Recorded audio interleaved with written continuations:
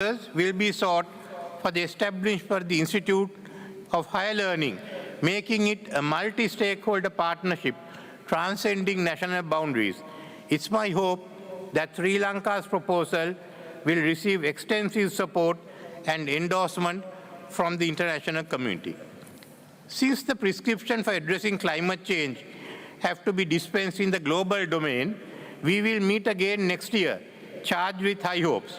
However, the checkered implementation of previous decisions, including those of COP26, is extremely disheartening. Regrettably, the ground reality is that the fossil fuel-based industrialized countries of G7 and G20, who have been the main promoters of green hydrogen, are now backtracking to use fossil fuel. In the last year, carbon dioxide emissions increased by 2 billion metric tons, from 3.3 billion to 36.3 billion metric tons. Such double standards are unacceptable. Developed nations should be giving leadership to overcome climate challenges rather than abdicating their responsibilities. It is no secret that climate financing has missed the target. It's ironic that the $100 billion pledged annually have not been available in the coffers to finance climate challenges, as many developed nations deem it fit to renege on their climate financing contributions. These countries, who are also on both sides of the Ukraine war, seem to have no qualms spending for a war which will finally exceed $350 billion, a conflict waged purportedly for security interests of the combatants. The only security at stake is food insecurity, exacerbated to levels not experienced before the war. Many living both in the developed and the developing world are outside the scope of three meals a day. It is estimated that between 30 to 40 million people are being driven into hunger, especially in Africa. This war has also resulted in the upward spiraling cost of living, shortages of oil and gas supplies, and it has brought the fight against hunger to our homes. Expectedly, it has led to the curtailing of much required climate financing pledged by these very same countries. The issue we have is not of finding the party responsible for the war, but the party that will end the war. Why do we need this funding? It is known fact that the practice of colonialism transferred the rich resources of Asia and Africa to Europe and were used to industrialize their countries. We became poor from this plunder.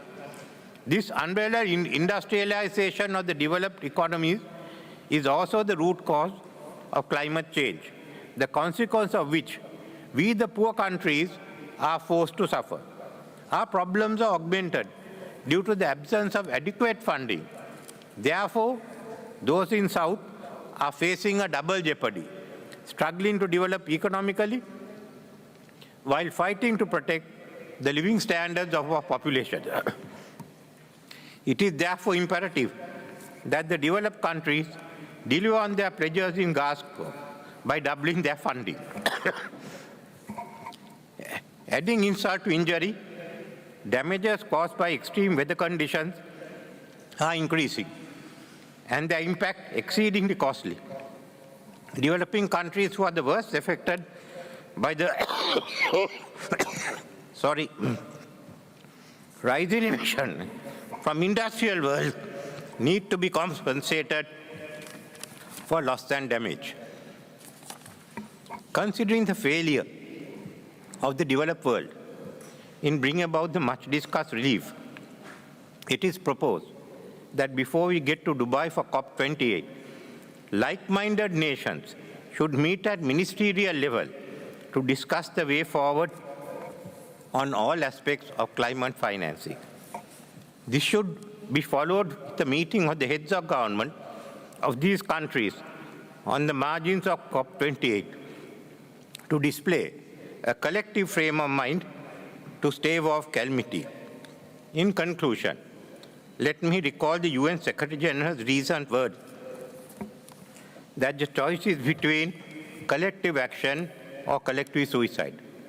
The vacuum created due to inaction now requires the global display of sustained political will by dynamic action and constructive cooperation on the part of like-minded countries to prevent this catastrophe.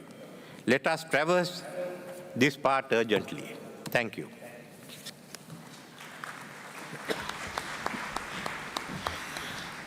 Thank you, Your Excellency, for your statement. It is my pleasure to welcome His Excellency Mr. Matamela Cyril Ramaphosa, President of South Africa. Your Excellency, you have the floor.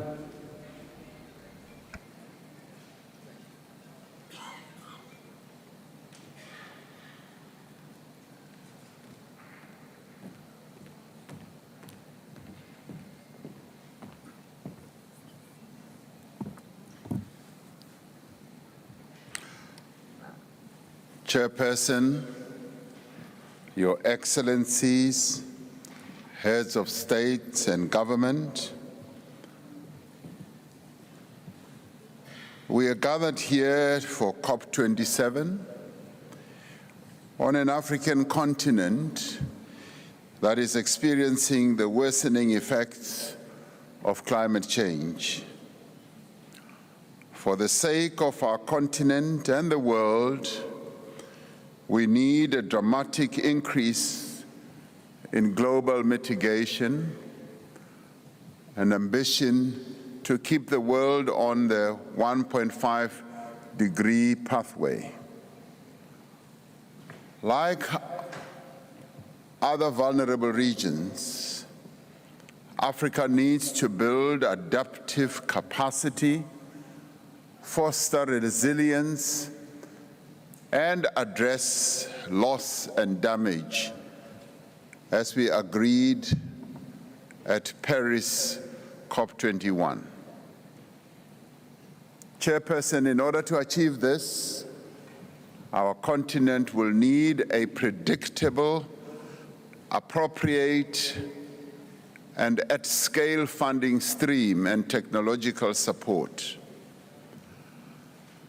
This must support our right to development, international equity and transmissions that are just and inclusive.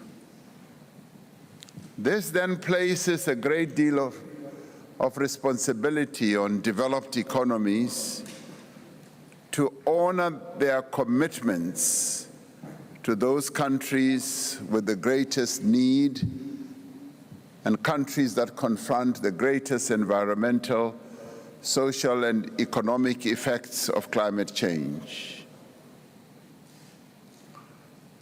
The commitments that were made must be honored, because failing to honor these commitments breaks trust and confidence in the process. At present, we also have another challenge in relation to funding institutions.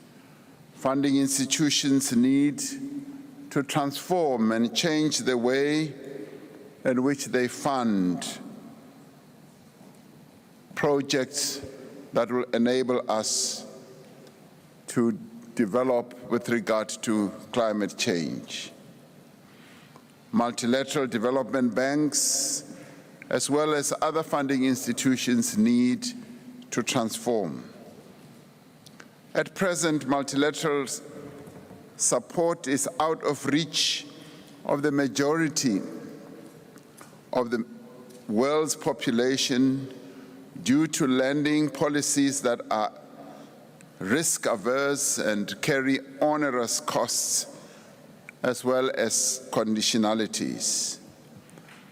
We need a clear roadmap to deliver on the Glasgow decision to double adaptation financing by 2025.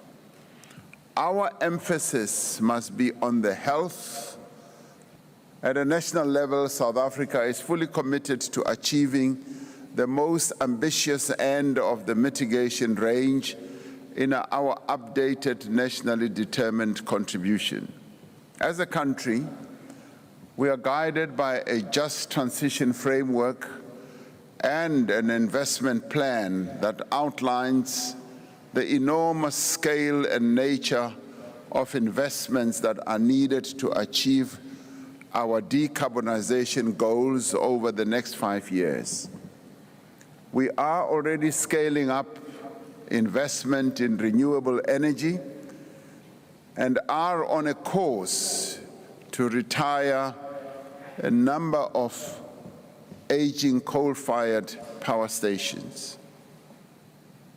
At COP26 in Glasgow last year, France, Germany, the United Kingdom, the United States, and the European Union offered support in the form of a just energy transition partnership to South Africa. It is our hope that this partnership will offer a groundbreaking approach to funding by developed economy countries for the ambitious but necessary mitigation and adaptation goals of a number of developing countries. South Africa is hopeful that the commitments that were made to put needed for South Africa to embark on this difficult journey are close on to $90 trillion. And we have said that the categorization of the funding needs to be well packaged so that there is meaningful grants, meaningful concessional loans, and investments by a variety of institutions. We are grateful and would like to pay our tribute and support for the Egyptian presidency and its confidence in the successful outcomes of COP27. We're grateful to be here. Thank you very much.